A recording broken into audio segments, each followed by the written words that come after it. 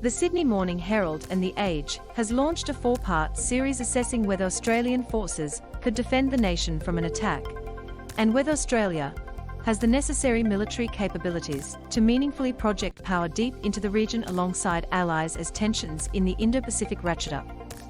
Mr. Dutton has been criticised by some national security experts and the opposition for antagonising China since he took over the portfolio, most notably over his comments that it would be inconceivable for Australia not to join the US in any defence of Taiwan. He said his focus was on prevailing peace in the region, and it was important to realise that Australia wasn't the only country experiencing significant tensions with Beijing. Mr. Dutton revealed he was extremely confident that Australia would have its first nuclear-powered submarine before 2038, saying recent discussions with American and British officials under the AUKUS agreement had reassured him that the submarines would be built years earlier than many defence experts expected. Asked whether the submarines would arrive before 2038, Mr. Dutton said, "I have no doubt we'll have a nuclear-propelled submarine before that date." When the AUKUS agreement was announced, an 18-month process was launched by all 3 countries to figure out the best way to deliver Australian nuclear submarines. There is growing concern from defence experts about whether Australia has a big enough military to help maintain stability in the region, and this gap is set to get bigger over the coming years as the country's population and economy shrinks relative to the rest of Asia.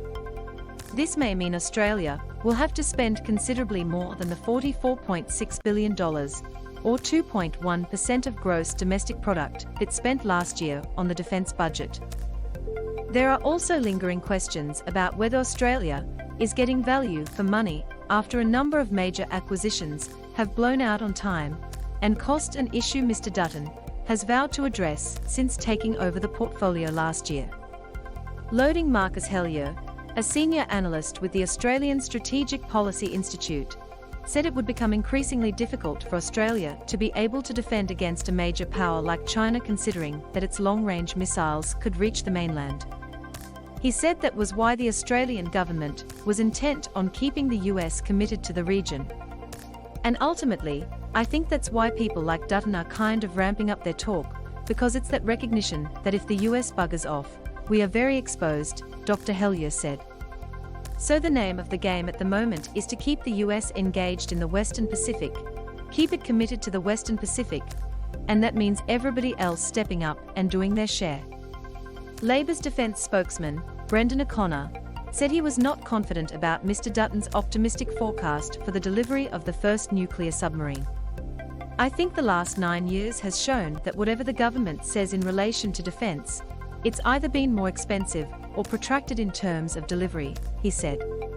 "And so I think the minister is kidding himself if he expects people to believe that this government, given its track record of the last 9 years, will deliver the first AUKUS nuclear-propelled submarine before 2040, when many experts are suggesting that is not likely."